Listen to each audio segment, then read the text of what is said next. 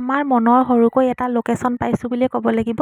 প্ৰথমে সকলোকে মই সেৱা জনাইছোঁ আৰু অনুৰোধ জনাইছোঁ মোৰ কথাখিনি যাতে বুজিবলৈ চেষ্টা কৰক, কিয়নো এতিয়া মোক ৰাইজৰ সহায়ৰ প্ৰয়োজন হ'ব। কিয়নো আমি মনৰ বাবে অকল চোৱা চিতা বুলিয়ে নহয় আৰু কিছুমান কাম কৰিছোঁ, সকলোবিলাক বাৰু পিছত জনাম।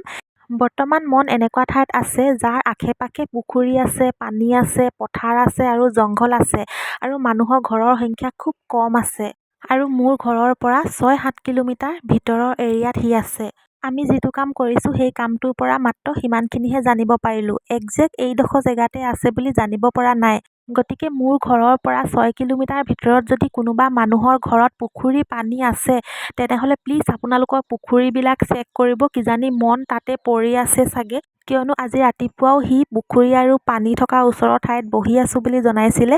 আৰু মই অকলে বিচাৰিবলৈ বহুত বেছি অসুবিধা হৈছে, কিয়নো আমাৰ এইটো ছাইডৰ টেপগাঁও, গজাইগাঁও, ধমলগাঁও, চুতীয়াকাৰী, বগীবিল সেইটো ছাইডৰ সকলোখিনি ঠাই তেনেকুৱা। তেতিয়াহ'লে মই কাৰ ঘৰত বিচাৰিম? তো প্লিজ ৰাইজে এবাৰ মনৰ কাৰণে সিমানকণ কষ্ট কৰি দিয়ক, পানী আৰু পুখুৰী থকা ঠাইত চেক কৰি দিয়ক আৰু যদি কিবা খবৰ পায় মোক জনাব। আৰু যদি কোনোবা মানুহে কৰোঁ বুলি কৰিছে তাক বন্দী কৰি ৰাখিছে, তো প্লিজ বহুত হ'ল আৰু ইমানৰ পৰা এৰি দিয়ক। কিয়নো মই নেদেখিলে কি হ'ব, ওপৰত এজন আছে যিয়ে সকলো দেখি আছে, তেওঁলৈ অন্ততঃ ভয় কৰক।